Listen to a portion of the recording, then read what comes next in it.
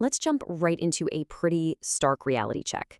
Today's analysis is all about the undeniable facts of physical deterioration, the hidden dangers of just living an average life, and the incredibly heavy price tag that comes with simply getting by. Now, we aren't just talking about your daily routines here. We're talking about the very flame and fuel of your potential. And honestly, how easily that fire gets completely snuffed out when we settle into complacency. So I want you to start by asking yourself a really vital question. Just take a second and think. Are you genuinely listening to the warnings? Are you paying attention to those quiet little alarms your own biology is setting off every single day? Or have you just learned to hit snooze and keep walking? Because the reality we see time and time again in the data of human physiology is that before severe issues pop up, there are always preliminary messages. Your body is constantly talking to you, right? It whispers way before it shouts. A random, lingering headache at the end of the workday, a stiff lower back when you roll out of bed. These are gentle nudges. They're subtle signals and quiet indicators of an internal imbalance long before a real crisis actually hits. But here's the devastating punchline. Most of us completely ignore the message. We just brush off these vital communications like they're just background noise of modern life. We push through that afternoon slump. We down another coffee, pop a painkiller, and just tell ourselves, oh, I'll deal with it later when I have more time. Okay, Section 1, the ignored signals. These are your warnings of imbalance. Fatigue, a chronic lack of energy, constant, lingering discomfort. So many people treat these things like they're completely normal, but they're absolutely not. They aren't just an inevitable part of getting older or some twisted badge of honor for working hard. They are active signals that your physical balance is fundamentally broken. You know, pain is usually the very last warning your body gives you. Long before the actual pain arrives, the fatigue and the stiffness were desperately trying to get your attention. We're basically facing this core conflict: human design versus modern convenience.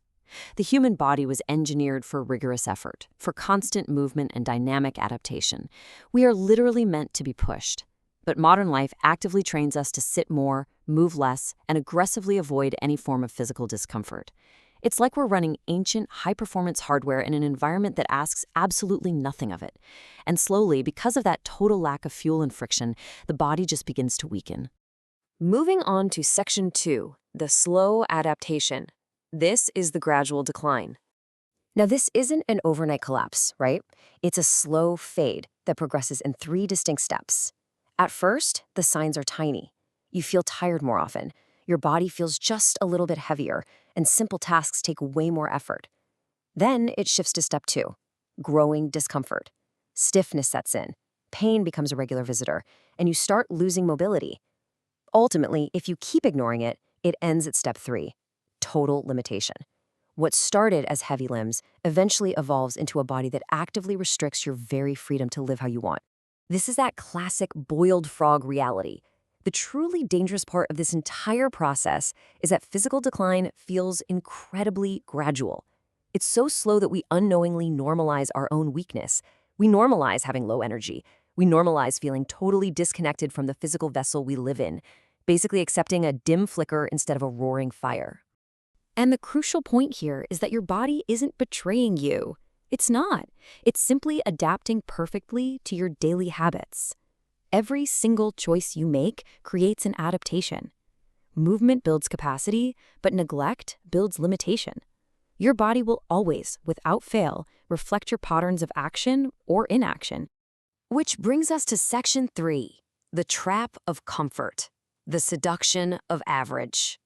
Let me state this as bluntly as possible. The absolute worst-case scenario in your life is not hitting rock bottom. I know most people are terrified of absolute failure, but the true danger is actually the middle ground. It's settling into the completely forgettable, perfectly safe middle, where the fire of ambition just quietly burns out. Mediocrity is incredibly seductive, specifically because it doesn't hurt. It just anesthetizes you. It is that lukewarm comfort that keeps you perfectly content while your actual potential quietly rots away in the background. It convinces you that being fine is good enough, stopping you from ever generating the heat required to truly boil over and transform your circumstances. If you want to know if you're infected with this, just look at your daily habits. Being average means you do exactly what everyone else does. You rest like they do, you complain about the exact same things they complain about, And as a direct consequence, you get the exact same results. So I challenge you right now. Look around at the masses. Do you genuinely want what everyone else has? Let's look at section 4, the cost of average. Paid in regret. I want you to project yourself into the future for a minute. The trick of mediocrity is that the cost isn't paid today. No, it is heavily collected a decade or two from now. 10 to 20 years down the line, the bill arrives. And it arrives in the form of immense, crushing regret. When that bill comes due, this is the silent, haunting question that will inevitably echo in your mind. Who would I have become if I had just gone all the way? If I hadn't settled, if I hadn't normalized my own weakness and just let my inner drive extinguish? Let's contrast these two realities really sharply, because honestly, neither path is free. Excellence is expensive. It demands a high upfront price, loneliness, sweat, and being entirely misunderstood by the people around you. But the cost of mediocrity is so much worse. It strips you of your identity, it costs you the vision of looking in the mirror and feeling genuine pride, rather than just the fleeting relief of having survived another completely average day. So we arrive at section 5. Choose your hard. Select your struggle. You have to choose your hard. Will it be the temporary, daily pain of discipline, training, and sacrifice? Or will it be the permanent agony of knowing you were nothing more than a background character in your own life story?